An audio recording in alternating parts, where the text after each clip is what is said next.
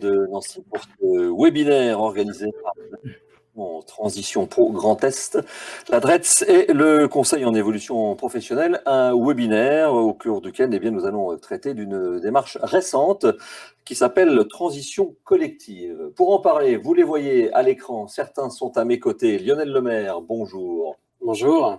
Vous êtes le directeur général de Transition Pro Grand Est. À vos côtés, en vert, Julie Houpert. Ça rime. Bonjour Julie. Bonjour. Chef de projet Transition collective à Transition Pro Grand Est. Et à mes côtés, Zora Amara. Bonjour. Bonjour. Vous êtes directrice de projet, conseiller en évolution professionnelle. Et à distance, il vient de se connecter. C'est Claude Balland qui est le chef de l'unité mutation économique et développement des compétences à la DRETS. La DRETS, c'est la toute nouvelle direction régionale de l'économie, de l'emploi, du travail et des solidarités. Nous l'avons avec nous, j'en suis sûr, on me fait signe en régie que c'est OK. Donc, Monsieur Balland, je vous salue. Alors, nous sommes ensemble pour vous, afin de ne pas trop manger de temps sur votre journée. Et au cours de cette heure, nous allons vous présenter le fameux dispositif dont je parlais, transition collective, tout récent. Et puis, nous ferons un arrêt sur la GEPP, puisque cette gestion des emplois et des parcours professionnels est un peu la clé d'entrée du dispositif transition collective. Et puis surtout, vous êtes derrière votre écran, mais cela ne va pas empêcher l'interactivité.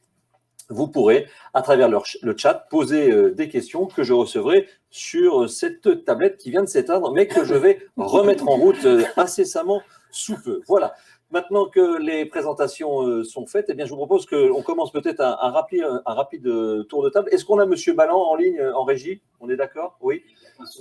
Voilà. Alors, Claude Balland, est-ce que vous pouvez déjà vous présenter et nous dire, question directe, avec un mauvais jeu de mots que j'assume, pourquoi vous ne vous appelez plus direct depuis quelques mois? Depuis très peu de temps. Bonjour à tous. Merci à tous de nous rejoindre pour la présentation de la transition collective. J'ai un petit retour, mais je vais essayer de faire abstraction. Nous nous appelons DRETS depuis le 1er avril, donc c'est tout récent. Et non plus direct, parce qu'on a fusionné avec les missions, les politiques de la cohésion sociale portée antérieurement par la direction régionale de la jeunesse et sport et de la cohésion sociale antérieurement donc, et qui nous ont rejoints pour réunir avec les anciennes missions de la directe et constituer un ensemble de toutes les politiques publiques qui concernent l'entreprise et bien évidemment ses salariés, les demandeurs d'emploi. Donc avec les missions supplémentaire de la cohésion sociale, on peut dire qu'on va traiter l'ensemble du spectre des politiques développées à l'attention des entreprises, de la rue, de l'insertion à l'emploi, voilà, et au développement économique. Alors, puisque vous avez la main et que vous êtes à distance, je vais en profiter pour vous poser la première question, puisque le dispositif s'appelle Transition collective, quelque chose qui est né fin décembre 2020 et qui est en fait opérationnel depuis le tout début de l'année 2021. Je vais vous demander en quelques minutes un peu de nous poser le contexte et de nous dire d'où vient ce dispositif, si c'est la suite d'un dispositif existant, dans quelles conditions il a été imaginé. Je fais notamment référence à la crise sanitaire et à la crise économique qui en est liée. Donc voilà, vous avez quelques instants pour présenter un peu, faire l'article, si vous le voulez bien, de ce dispositif. Et ensuite, avec les intervenants qui sont à mes côtés, nous rentrerons un peu plus dans le mode opérationnel. Pour reposer rapidement le contexte, vous l'avez dit, c'est un dispositif qui est né à la fin de l'année 2020, à la suite des concertations qu'avait engagées la ministre du Travail avec les partenaires sociaux. Vous le savez, les politiques publiques en matière d'emploi et de travail sont co-construites très souvent avec les partenaires sociaux. Le dispositif des transitions collectives est né de cette concertation et a été accompagné dès la fin 2020 par le vote en loi de finances de 500 millions d'euros qui seront consacrés à son déploiement sur les 2 prochaines années, 2021 et 2022, pour favoriser les reconversions professionnelles des salariés situés dans des métiers menacés ou exposés à des mutations économiques fortes, dans le contexte de la période qu'on traverse, ça ne surprendra personne que les mutations économiques soient accélérées. Voilà, pour permettre donc cette transition professionnelle des salariés vers des métiers porteurs. Il en reste, on communique assez régulièrement et ces jours-ci particulièrement avec la reprise générale de l'activité économique sur les territoires, il y a encore beaucoup de métiers qui restent en tension, qui restent non pourvus et qui peuvent constituer, à la faveur de la reprise économique ou des transitions, de développement aussi de nouveaux métiers, des métiers d'avenir en proximité du territoire sur lequel sont situés ces salariés. Voilà le contexte et voilà ce qui nous a occupé depuis le début de l'année avec Lionel Lemaire et l'ensemble des participants qui sont réunis autour de vous à construire ce dispositif et le rendre opérationnel. Nous allons maintenant parler de ce dispositif de manière un peu plus opérationnelle. Pour ce qui concerne l'association en transition professionnelle, comment vous vous intégrez, puisque M. Balance vient de vous passer en quelque sorte le relais, le bâton relais? Alors déjà, Transition Pro, donc l'association Transition Pro Grand Est, organisme paritaire, donc géré par les partenaires sociaux et qui est géré dans la mission principale, c'est vraiment d'accompagner les transitions professionnelles, notamment en finançant des parcours qualifiants de reconversion, en développant les partenariats nécessaires pour faciliter ces transitions et en menant des études et des analyses sur tout ce qui est logique de parcours. Donc, tout ce qui va vraiment tourner autour de la question des transitions avec une véritable expertise au sein de Transition Pro. Concernant le dispositif transition collective, les associations Transition Pro ont un rôle de pivot entre l'ensemble des acteurs pour faire en sorte... Pardonnez-moi de vous couper, on trouve les mêmes partout sur le territoire? Alors, on va retrouver les mêmes acteurs sur l'ensemble du territoire avec des déclinaisons quand même qui peuvent être un peu différentes d'un territoire à l'autre.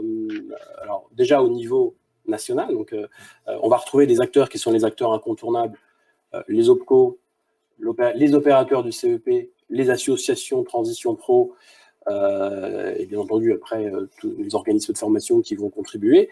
Et puis va ensuite exister au sein des territoires ce qu'on appelle des plateformes territoriales qui sont là pour fluidifier, simplifier, expérimenter un certain nombre de choses au niveau des territoires. Et là, il peut y avoir des logiques d'expérimentation qui vont faire que les périmètres peuvent être légèrement différents. Mais le dispositif, il est instruit dans le cadre d'une instruction ministérielle qui précise les rôles et les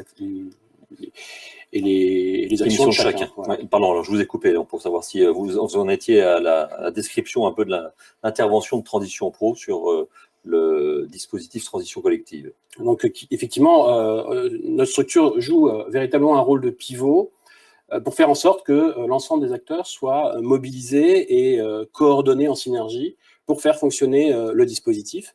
Et c'est pour ça qu'au sein de Transition Pro, on a mobilisé une équipe avec Julie en tant que chef de projet, mais aussi 3 chargés de mission qui sont là pour accompagner au plus proche du territoire la mise en œuvre du dispositif et accompagner notamment entreprises, salariés, organismes partenaires dans l'information qui pourra être délivrée sur le dispositif. Donc aujourd'hui, Transition Pro va jouer ce rôle de pivot et va aussi être l'organisme qui va instruire les demandes de financement qui vont être déposées par les entreprises puis par les salariés pour que le projet se mette en place. Zora Marin, du point de vue du CEP, du Conseil en évolution professionnelle, comment ça s'articule, donc, puisqu'on a plusieurs acteurs avec M. Balland qui est à distance, Transition Pro, et vous, comment tout ça s'articule? Donc, le Conseil en évolution professionnelle est délivré par le CIBC 54, CCI Formation ESC. Donc, on est mandaté par France Compétences depuis janvier 2020. Donc, la mission du Conseil en évolution professionnelle, c'est d'accompagner les salariés et les indépendants dans tout le développement de leur carrière, que ce soit en emploi, dans le cadre de préparation d'entretien professionnel, de recherche de formation, ou dans le cadre de reconversion pour élaborer les projets et sécuriser les financements de ces formations. Donc, dans le cas du dispositif transition collective, le Conseil en évolution professionnelle intervient au moment de l'information collective aux salariés. Il les reçoit en individuel pour valider leur adhésion et l'aspect volontaire de leur démarche par rapport au dispositif. Et c'est vraiment le référent du parcours pour l'élaboration du projet, la sécurisation du financement en collaboration avec Transition Pro, et ensuite, à la suite de la formation, de l'accompagner dans la recherche de sa future entreprise. Avec un maillage du territoire aussi très important. Alors là, nous sommes sur une grande région, qui est celle du Grand Est. Vous êtes nombreux, les points d'entrée sont nombreux. Oui, c'est vrai que c'est un des principes du Conseil en évolution professionnelle, la proximité. Donc nous avons 50 sites sur le Grand Est et une centaine de conseillers qui délivrent le conseil en Grand Est. Et on vous trouve en tapant CEP Grand Est facilement? Oui, moncep.org. Moncep.org, voilà, merci.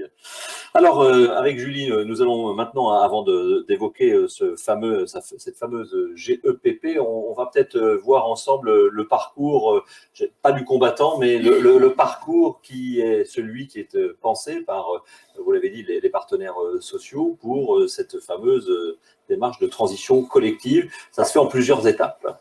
Tout à fait. Donc pour les entreprises, 3 étapes sont à mettre en place. Une première étape qui se veut être stratégique, les 2 autres plus techniques. Quelle que soit la taille de l'entreprise, elle doit inscrire la liste de ses métiers qui sont fragilisés dans un accord type de gestion des emplois et des parcours professionnels, l'accord type GEPP, qui permet à la direction des ressources humaines d'avoir une vision sur l'évolution des métiers au sein de son entreprise. Les entreprises qui ont besoin peuvent être accompagnées par leur opérateur de compétences, les OPCO, tout à fait, pour identifier les métiers fragilisés. La deuxième étape consiste à déposer cet accord de GEPP sur le site du ministère du Travail. L'entreprise pourra ensuite déposer un dossier de prise en charge auprès de l'association Transition Pro. Il est important de souligner que l'ensemble de ces démarches sont gratuites pour l'employeur tout au long du parcours. Ce sera également le cas pour le salarié quand il entrera en formation, puisque le coût de formation sera pris en charge. La rémunération du collaborateur, elle aussi, sera remboursée. Donc Transco est donc une nouveauté, mais aussi une opportunité. Le serpentin que nous voyons coloré, 2 ans, c'est ça? 24 mois maximum? Alors, la formation, effectivement, le coût de prise en charge de formation peut aller jusqu'à 24 mois, mais en tout cas, la démarche tout au long du parcours se fera en fonction de la taille de l'entreprise et puis de l'évolution du parcours du salarié. Lionel Lemaire, vous souhaitiez apporter un complément avant que je ne retourne voir M. Balland.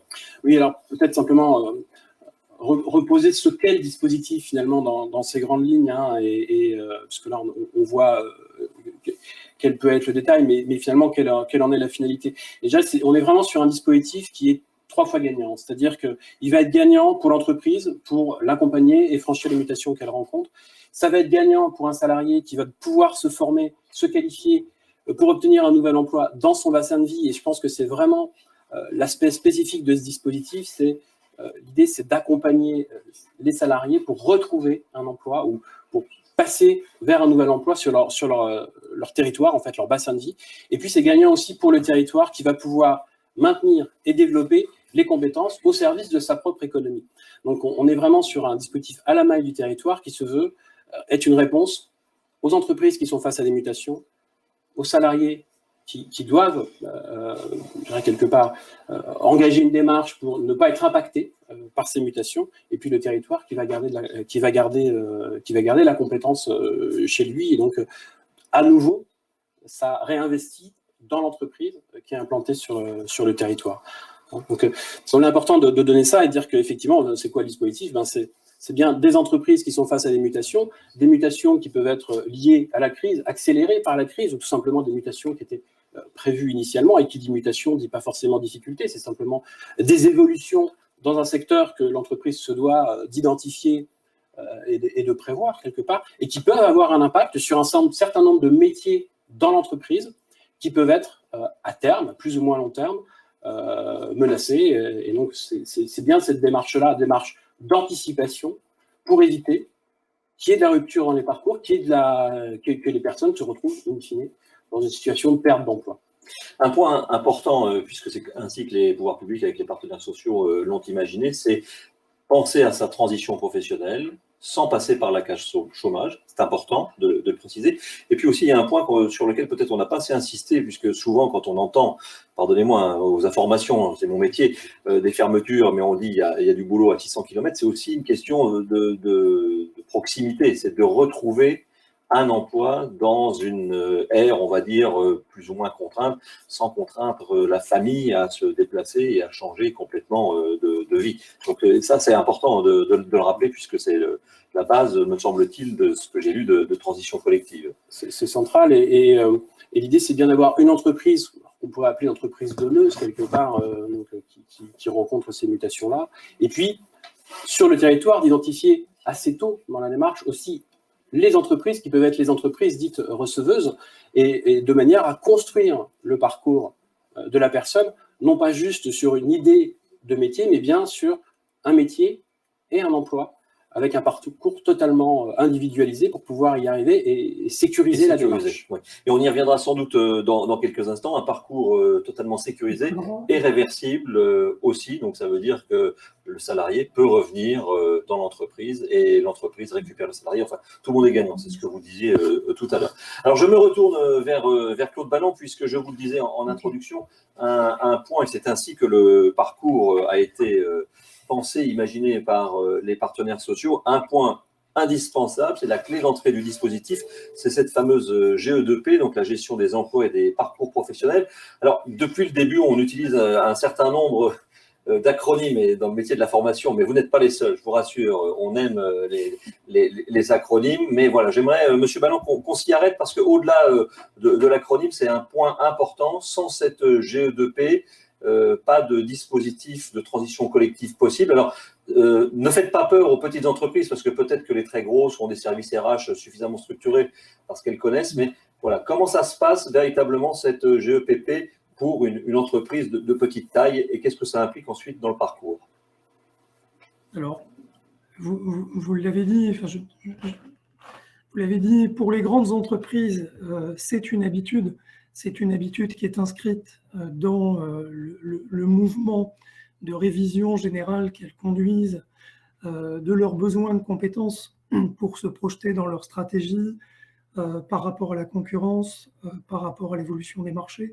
On négocie dans les entreprises de 300 salariés et plus, effectivement, régulièrement des accords de GEPP, qui est le nouvel acronyme, gestion des emplois et des parcours professionnels, pour la gestion prévisionnelle des emplois et des compétences qui était utilisée antérieurement. Et c'est une obligation de négocier à partir de 300 salariés. Donc, forcément, ces entreprises sont rompues à l'exercice. Et bon, pour autant, les accords de GPEC qui sont négociés ne comporteront pas forcément ce qui est la pierre angulaire, si vous voulez, on en a parlé à plusieurs reprises, de l'accord de GEPP pour s'inscrire dans le dispositif transition collective, qui est la liste, le périmètre des activités qui sont menacées. Donc, il faut effectivement que les entreprises réussissent à construire un accord de GEPP pour identifier la liste des emplois menacés ou considérés comme fragilisés au sein de l'entreprise, sans forcément nécessiter de négocier sur l'ensemble des autres points auxquels sont astreints les grandes entreprises, ce que j'évoquais tout de suite. Donc, l'accord de GEPP qui va s'appliquer aux petites entreprises, il peut consister en une simple liste des emplois identifiés comme menacés. Voilà. Pour conduire cette négociation, il faut évidemment trouver des gens avec qui négocier dans l'entreprise, et ça, c'est peut-être le principal souci que vont rencontrer les employeurs, notamment les petits employeurs, qui ne sont pas forcément dotés d'instances de représentation du personnel fonction de leur taille, surtout pour les entreprises de moins de 20 salariés. À partir de entre 20 et 50 salariés, on commence quand même à trouver des entreprises qui sont un petit peu plus solides sur ce plan-là, qui sont dotées d'un conseil social et économique, voire d'un délégué syndical. Donc potentiellement, il y a un interlocuteur qu'on va trouver, avec qui on pourra négocier. Mais pour les plus petites, ça peut poser problème. Alors, il ne faut pas forcément le poser justement comme un problème. D'abord parce que dans le périmètre, pour toutes les entreprises, y compris les petites qui se décident volontaires, qui se déclarent volontaires pour s'engager dans le dispositif transition collective, elles peuvent trouver dans leur environnement, vous l'avez vu à travers ce qu'on commençait à vous décrire Madame Amara, Monsieur le maire et Madame Houpert, des interlocuteurs pour les guider, pour les orienter. On placera sur le site de la TEPRO les tutoriels que par ailleurs les employeurs peuvent retrouver sur le site du ministère du Travail pour les accompagner dans la conduite d'une négociation lorsqu'elles ne sont pas dotées d'instances de représentation du personnel ou lorsqu'elles n'ont pas de délégué syndical en proximité pour le faire. Voilà, elles peuvent aussi se tourner, ces entreprises, vers leur opérateur de compétences, l'opérateur naturel lorsqu'on a un sujet compétences, formation qu'on se pose, c'est bien sûr l'OPCO. Et l'OPCO travaille avec l'ensemble des acteurs opérationnels du dispositif. Ils ont constitué un eux-mêmes d'ailleurs, et sont en capacité d'orienter et de conseiller aussi les chefs d'entreprise sur la conduite, la construction de ce dialogue social autour de la construction de la liste des emplois identifiés comme fragilisés au sein de l'entreprise et des moyens d'accompagnement qu'on va mettre en place autour de la gestion des emplois et des parcours professionnels en lien avec Transco. Mais on a, nous, DRETS, Direct antérieurement et DRETS, conventionné avec tous les OPCO également, des prestations d'appui conseil, des prestations de conseil en ressources humaines, pour faire que des professionnels puissent, de manière simple, accessible et très réactive, accompagner toutes les entreprises, et à coût nul pour ces entreprises, en fonction de leur taille, c'est bien naturel, toutes les entreprises qui décideraient de s'engager dans la construction d'un dialogue social, dans la rédaction et la négociation d'un accord de GEPP pour intégrer le dispositif des transitions collectives. Donc vous voyez, normalement en tout cas, si les entreprises n'hésitent pas à passer le pas en toute confidentialité de se déclarer intéressées par ce dispositif, on est derrière en capacité de les accompagner et en fonction de leur taille, parce qu'effectivement, ça peut se révéler assez complexe en fonction des situations qu'on peut rencontrer. Un employeur n'est pas forcément rompu à ça. On est en capacité de lui apporter à la fois le conseil et, le cas échéant, un accompagnement pour nouer le dialogue social et conclure cet accord de GEPP dans les meilleures conditions. Je dirais peut-être 2 mots tout à l'heure quand on y viendra sur la procédure de déclaration, mais qui est elle aussi assez simplifiée dans la mesure où elle est totalement dématérialisée, de déclaration, de dépôt de l'accord une fois qu'il est signé ou une fois qu'il est validé. Alors je rappelle à celles et ceux qui sont avec nous connectés que vous pouvez poser vos questions sur le webinaire, sur le chat de ce webinaire. J'ai 2 questions, enfin une question centrale pour vous, Monsieur Balland, toujours dans cette GEPP. Depuis le début de ce webinaire, cela revient assez régulièrement, que ce soit dans votre bouche ou dans celle de Monsieur le maire, c'est la notion d'emploi fragilisé et ensuite d'emploi ou de métier porteur. Et j'aimerais qu'on s'arrête un peu là-dessus, parce que je suis chef d'entreprise ou je suis chef RH, ou voilà, j'ai un peu les commandes d'une entreprise. Comment j'identifie cela? Est-ce que je le fais seul sans consultation? Ça fait aussi partie de la consultation avec les partenaires de mon entreprise. Et si je suis une petite entreprise, comment je fais? Voilà, comment d'abord, première question, on identifie un métier fragilisé. Et puis 2, qu'est-ce qu'on entend par métier porteur, avec un deuxième tiret, pardon pour la longueur de la question, mais est-ce que le métier porteur dans le Grand Est, il sera aussi métier porteur en Nouvelle-Aquitaine ou en Hauts-de-France? Voilà. Je vous disais tout à l'heure que la mécanique de la gestion prévisionnelle des emplois et des compétences, de la gestion des emplois et des parcours professionnels, les entreprises y sont normalement rompues. C'est même une obligation légale pour les entreprises de 300 salariés et plus. Dans le contexte de l'évolution de leur marché, dans le contexte de l'évolution de leur stratégie, dans le contexte aussi de l'évolution de la concurrence, les entreprises sont en permanence tenues de faire le rapport entre les compétences qu'elles portent et les compétences qu'elles doivent développer pour maintenir leur compétitivité. Ça, c'est à la racine, à la base de l'activité, du métier de chef d'entreprise. Donc, je ne vais pas faire injure aux chefs d'entreprise qui nous ont rejoints aujourd'hui, leur expliquer ce qu'ils font au quotidien, mais c'est normalement quelque chose qu'ils doivent faire. Et je suis persuadé qu'ils le font en permanence.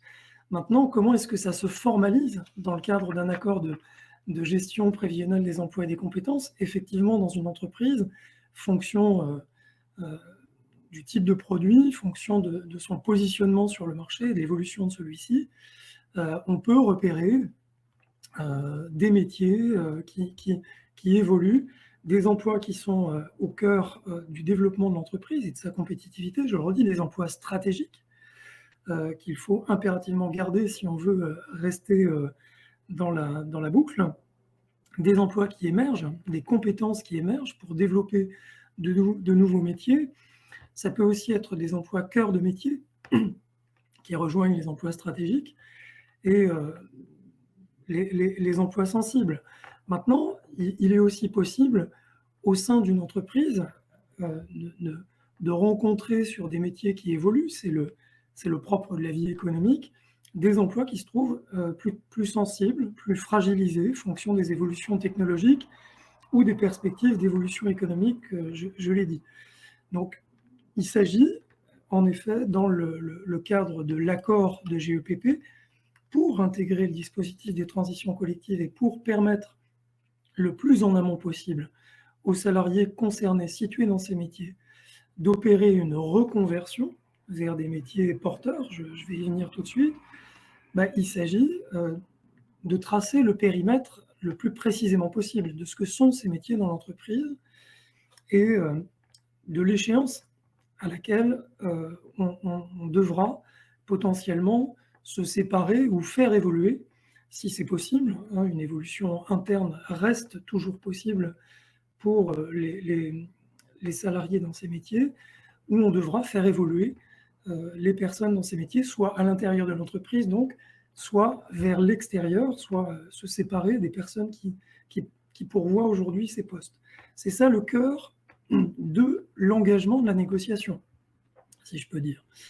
Voilà, maintenant, un accord de GEPP, ça va fixer à minima, et notamment pour les petites entreprises, la liste des emplois fragilisés. Ça peut aussi permettre de construire, dans les entreprises un petit peu plus importantes, les grands axes à 2-3 ans de ce que peut être le développement des compétences, de ce que peut être la formation professionnelle, pour accompagner la croissance, la stratégie et la volonté de se reconvertir ou de se diversifier de l'entreprise. Voilà. Ça peut aussi engager sur l'ensemble de la négociation de tous les moyens d'accompagnement de la mobilité des salariés, mobilité interne encore une fois, ou mobilité externe. Les grandes entreprises savent de quoi je parle quand on parle de congé de mobilité qui va accompagner, sécuriser financièrement la mobilité externe ou interne d'ailleurs de salariés à partir de postes fragilisés. Donc voilà, à travers le dispositif des transitions collectives, la question se pose un petit peu moins, puisque l'État apporte quand même une aide extrêmement importante.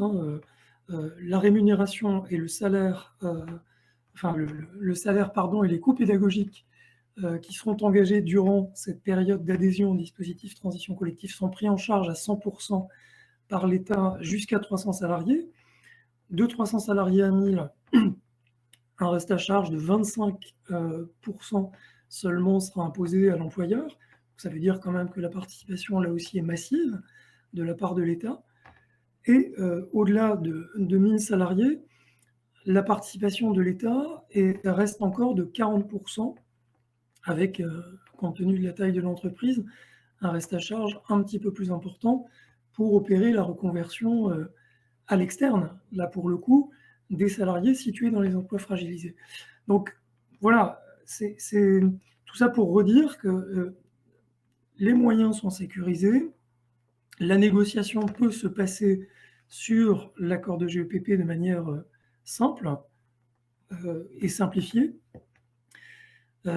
Vers quel métier porteur maintenant et comment on a procédé pour les premiers pas du dispositif à partir de décembre 2020.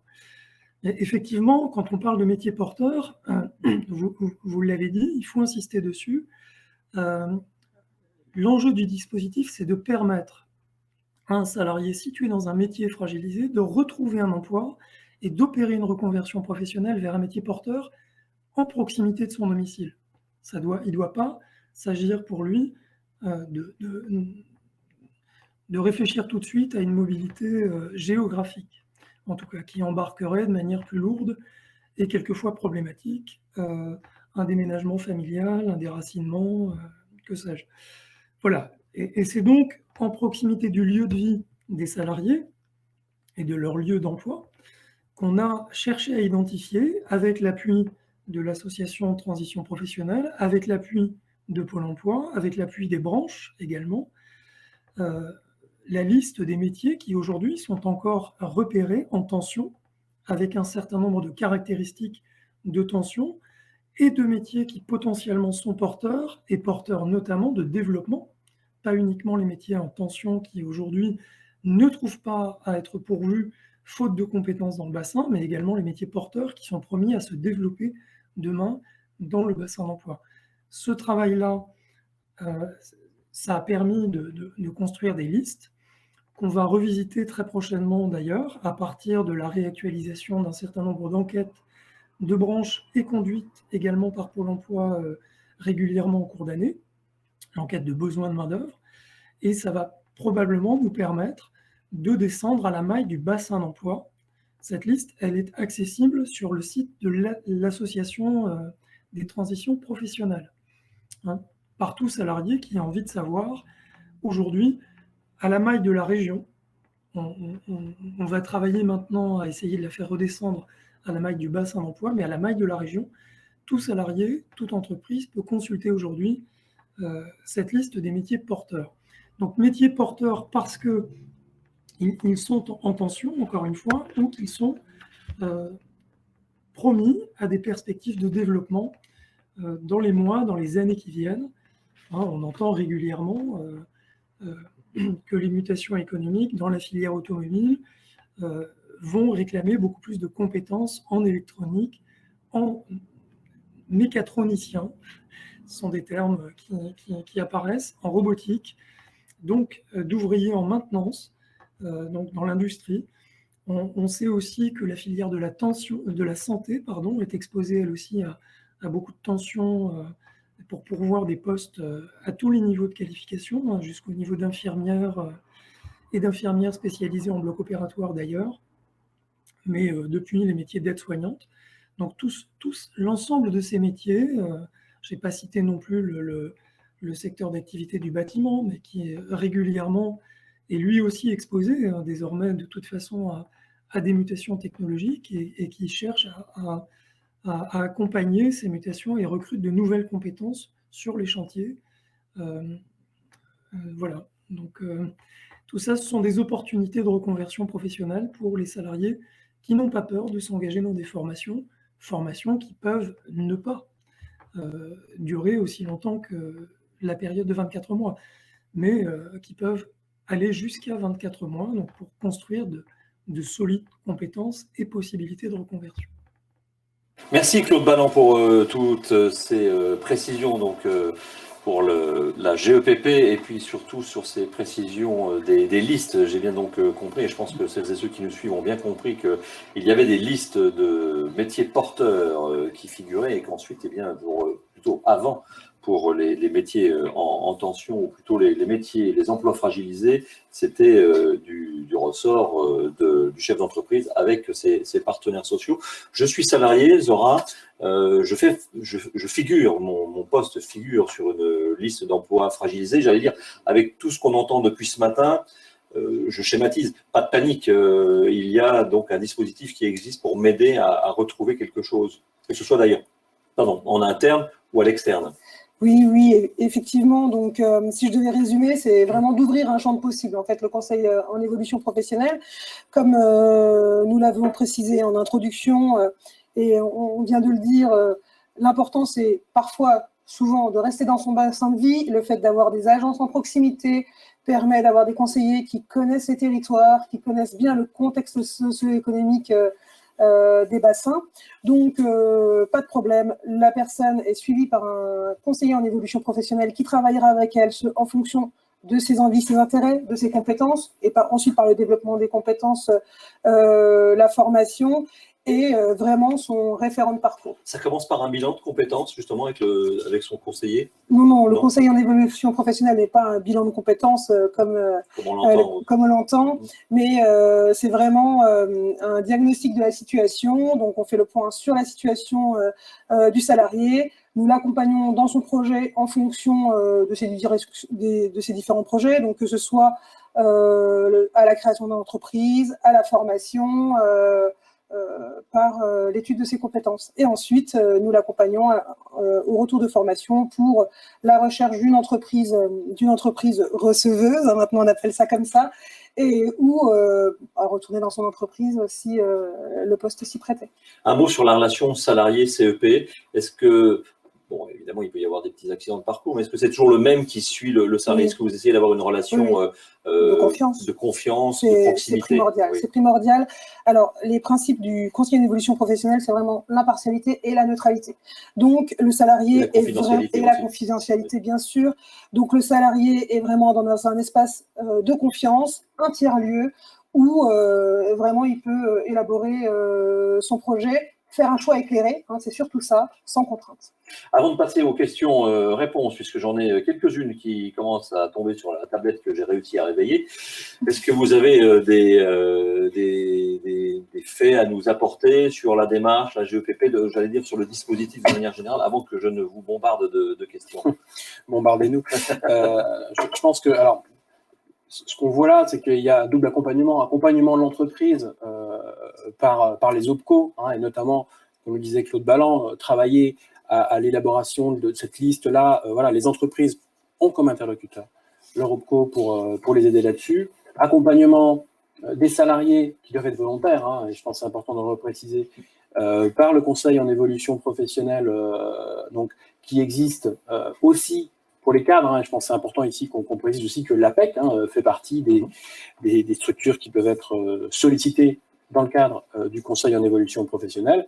Et puis, Transition Pro est là pour mettre de l'huile dans les rouages et faire en sorte que de l'initiative de l'entreprise, de l'initiative du salarié, ça se traduise bien par un parcours sécurisé et surtout fluidifié, parce qu'il y a beaucoup d'interlocuteurs. On est sur un nouveau dispositif et je dirais les chargés de mission qui sont dans les territoires sont aussi là pour ça, pour travailler en lien direct avec les entreprises, les OPCO, l'opérateur du CEP, et faire en sorte qu'on arrive à des parcours qui soient bien construits, qu'on ait trouvé bon organisme de formation et tout ça dans un délai parfois court, parce que pour reprendre le serpentin qu'on voyait tout à l'heure, il peut se décliner en très peu de temps en fait. On a des exemples où ça s'est fait en l'espace d'un mois en fait, entre la discussion au sein de l'entreprise, l'identification des métiers et la mise en place du parcours de reconversion. Donc ça peut aller aussi très vite. Alors j'ai réussi à réveiller la tablette, on va voir si la régie est réveillée. On va remettre le serpentin avec Vincent derrière les manettes, comme ça vous pourrez le revoir, et je vais pouvoir vous poser une question.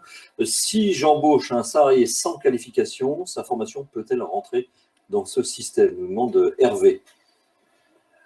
Alors, l'idée, c'est que le salarié arrive avec la qualification. C'est-à-dire qu'on va même être dans l'anticipation. C'est-à-dire que si une entreprise, dans un territoire, identifie un besoin sur un métier bien précis, c'est là où l'interface doit se faire entre l'entreprise qui, elle, est face à des mutations, qui a donc des métiers identifiés, qui a des salariés qui vont s'engager dans la démarche et mettre en visibilité cette opportunité auprès des salariés qui sont en démarche de reconversion accompagnés par le CEP. Et à ce moment-là, la logique sera de faire en sorte que le salarié soit formé au moment où il va intégrer l'entreprise d'Hervé.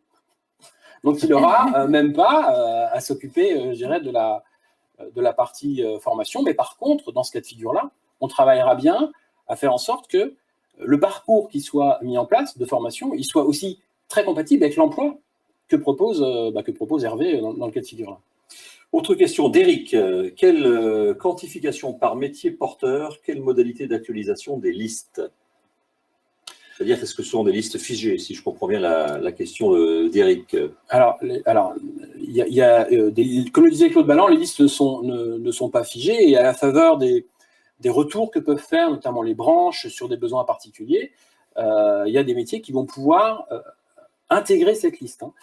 Donc, elle n'est pas figée. Et on peut même dire plus loin, l'idée, c'est qu'on ne soit pas bloqué par ces questions de liste. C'est-à-dire que dans un cas, sur un territoire, si effectivement, reprenons l'entreprise d'Hervé tout à l'heure, peut-être que le métier qu'il va proposer, dont il a besoin, il n'est peut-être pas forcément sur la liste, mais si effectivement, sur ce territoire-là, il y a des besoins sur ces métiers-là, à ce moment-là, au niveau de l'instruction du dossier, on prendra les éléments en compte, et ça pourrait, malgré tout, rentrer dans le dispositif et ensuite faire évoluer les listes. On est bien sur une logique quand même de traitement fluide et puis d'ajustement au fil de l'eau et en fonction des besoins et en fonction de ce qu'on observe aussi sur les territoires. Alors cette liste, puisque la régie a été un peu piquée par ma petite prise de parole, la régie est bien réveillée. On me fait signe que la liste de ces métiers figure dans les documents qui sont à votre disposition à travers le webinaire. Donc voilà, vous pouvez aller la consulter. Et d'ailleurs, j'ai la réponse de Claude Brignon, comme quoi tout est magnifique avec la technologie.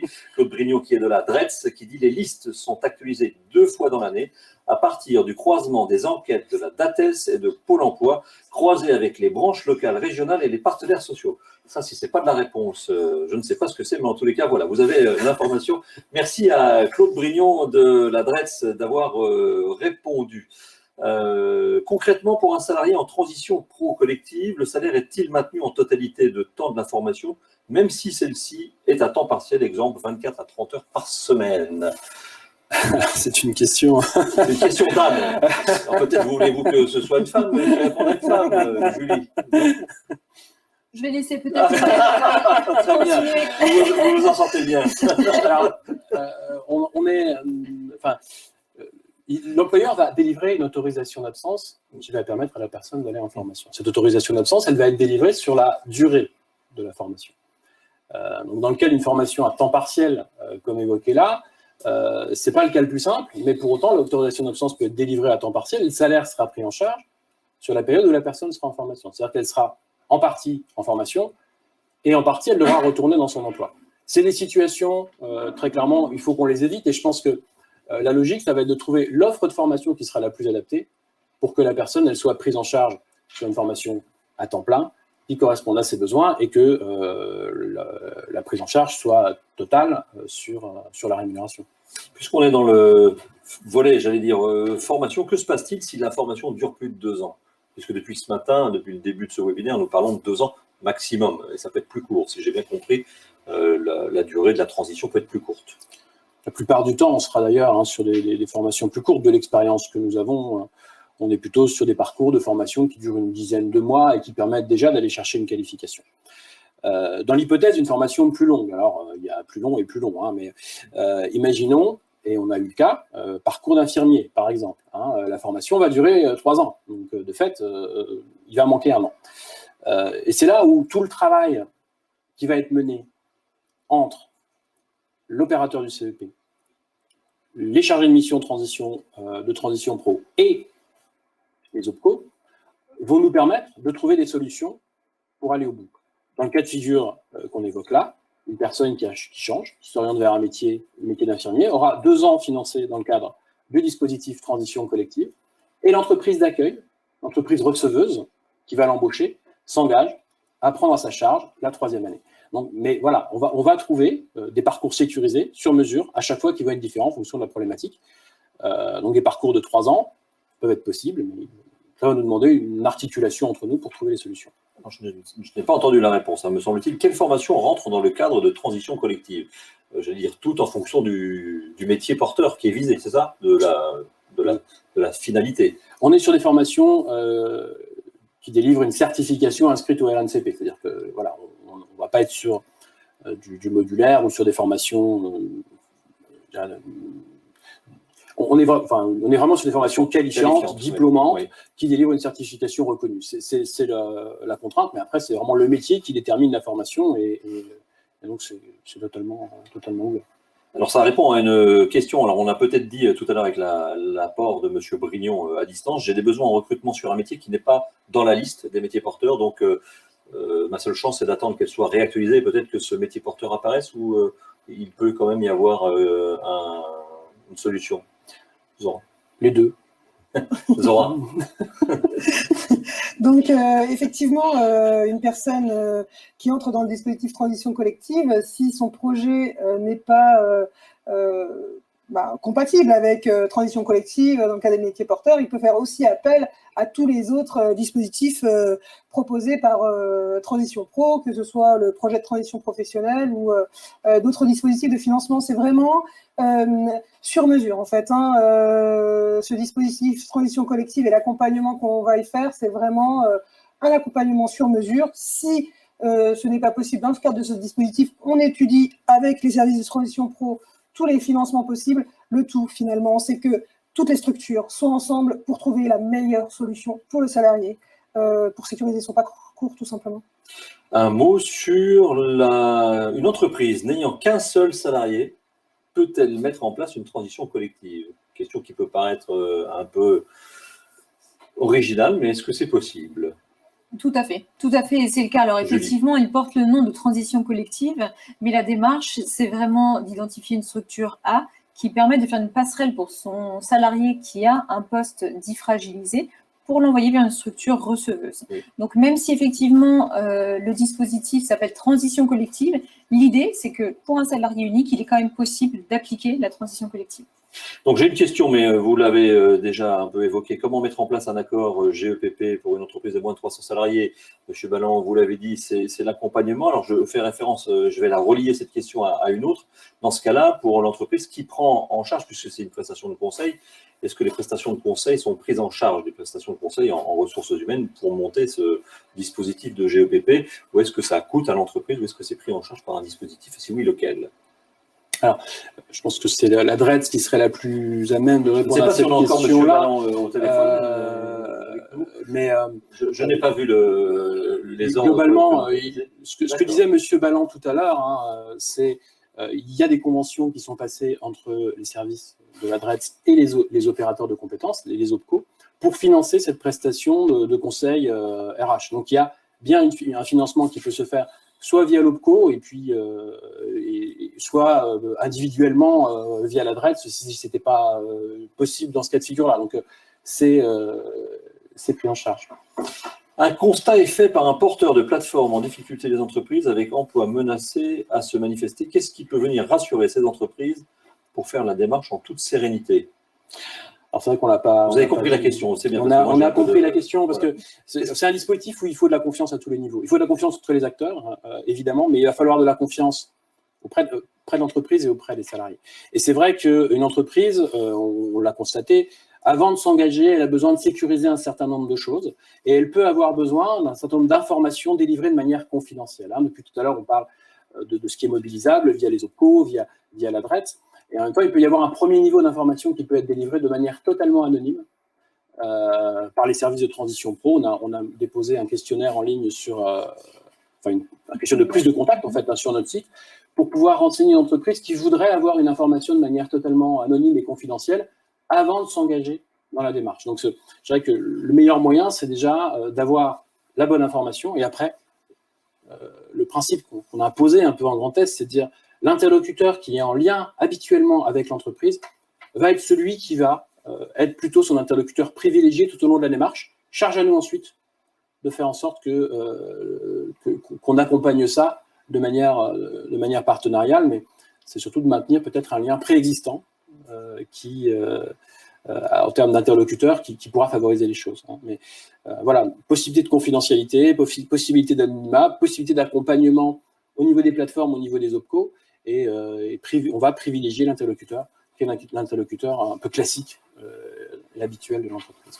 Zora Mara, je vous vois opiner. Vous êtes d'accord avec la confiance qui est au cœur de ce dispositif? Oui. Ce que vient de dire Lionel est vraiment important et la confiance entre les acteurs pour vraiment créer au niveau du territoire une vraie équipe au service de ce dispositif et des entreprises et des salariés. Donc c'est un dispositif, vous l'avez bien compris, qui est assez récent puisqu'il est né officiellement au début de l'année 2021 avec les confinements successifs. La publicité autour de ce dispositif n'a peut-être pas été encore à la hauteur, mais ça va être le cas. C'est d'ailleurs pour cela que nous sommes aujourd'hui présents depuis Nancy pour ce webinaire et ça va s'accélérer avec un certain nombre d'événements, j'allais dire, ou de communication. Vous allez prendre même la parole, je crois, dans les médias prochainement pour une campagne de communication pour développer ce dispositif, Julie.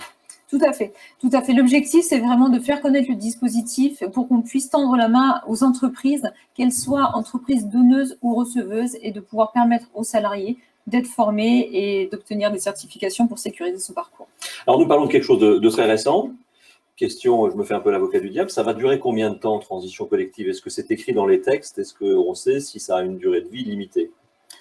Alors, on est sur un dispositif qui est prévu, qui est prévu dans le cadre du plan de relance, en fait. 500 millions d'euros. 500 millions d'euros, donc qui est pour le moment sur une durée définie.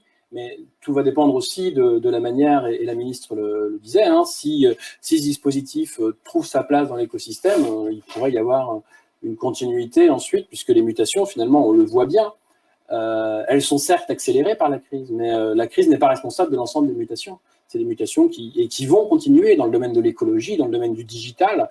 Donc l'accompagnement de ces mutations et l'accompagnement des compétences au sein des territoires pour pouvoir permettre aux entreprises de trouver les collaborateurs pour accompagner les mutations, ça va rester. Donc voilà, charge à l'ensemble des acteurs maintenant de se saisir de ce dispositif, que ce soit les entreprises, nous en tant qu'opérateurs, pour faire en sorte qu'ils permettent aux salariés de rebondir et aux entreprises de poursuivre leur développement pour être en phase avec les besoins des marchés. Des dispositifs de formation ou de qualification existent. En quoi celui-ci est novateur? C'est dans le fait qu'on travaille plutôt de façon horizontale que verticale? Je pense à la notion de bassin de vie et de territoire. C'est-à-dire que plutôt que on part vraiment du territoire. Et alors, ce qui va être novateur, c'est qu'on va anticiper aussi, qu'on va éviter les ruptures et que ça crée des logiques d'opportunité. Et je pense que c'est ça qui est intéressant, c'est aussi mettre en valeur dans les territoires des métiers auxquels les personnes ne pensent pas toujours. C'est-à-dire que dans une logique d'orientation, on a souvent un peu les mêmes schémas, ce que faisait la famille, ce que font les amis, et pour autant on voit bien là avec ce dispositif qu'il y a des besoins qui émergent, qui sont peu connus, qui peuvent répondre à des préoccupations et à des souhaits des salariés sur les territoires. Et l'idée, c'est bien de les mettre en lumière, c'est bien de les mettre à la connaissance des personnes, et notamment via l'accompagnement qui va être délivré, pour pouvoir peut-être procéder à des orientations qui ne se seraient peut-être pas faites dans un autre contexte. Donc, c'est en ça qu'il vient un peu modifier les concepts qu'on a habituellement. On prend davantage en compte les réalités et les besoins des territoires en concertation immédiate avec les entreprises. Voilà, nous sommes arrivés presque au terme de ce webinaire. Alors, est-ce que ça ressemblait un peu à une conclusion, ce que vous avez dit, mais en conclusion, vraiment de la conclusion, c'est renseignez-vous et n'ayez pas peur. Renseignez-vous, n'ayez pas peur, et en effet, de toute façon, s'informer n'engage à rien, et l'engagement, il se fait de manière progressive au fur et à mesure où la confiance se crée. Et nous sommes là pour faire en sorte que la confiance soit présente. Donc, Zora sourit, il est d'accord. La confiance se crée, la confidentialité, et puis un point aussi, on n'en a peut-être pas assez parlé, c'est le manque de c'est réversible, c'est-à-dire qu'on peut commencer son discours, son parcours, et ensuite, peut-être rester dans l'entreprise, il n'y a aucune obligation. Voilà. Monsieur Balland est toujours avec nous, mais on a quelques difficultés donc, pour le joindre. Moi, je voulais simplement vous dire que ce webinaire, pour celles et ceux qui y ont participé, déjà merci, et surtout vous pouvez partager dans quelques temps le lien puisqu'il sera disponible en replay sur le site de Transition Pro Grand Est. Vous tapez dans votre moteur de recherche favori et vous allez trouver tout de suite le site de Transition Pro Grand Est, et derrière vous taperez Transition Collective et vous verrez facilement le replay de ce webinaire. Merci à Claude Balland donc, qui était avec nous depuis Châlons en Champagne. Merci à Julie Houpert, merci à Zora Amarin, merci à Lionel Lemaire. Et donc, longue vie à ce dispositif de transition collective. Et merci à celles et ceux qui nous ont suivis, à ceux qui nous ont accueillis et à la régie que j'ai un petit peu taquiné avec les équipes de Stan TV. À bientôt.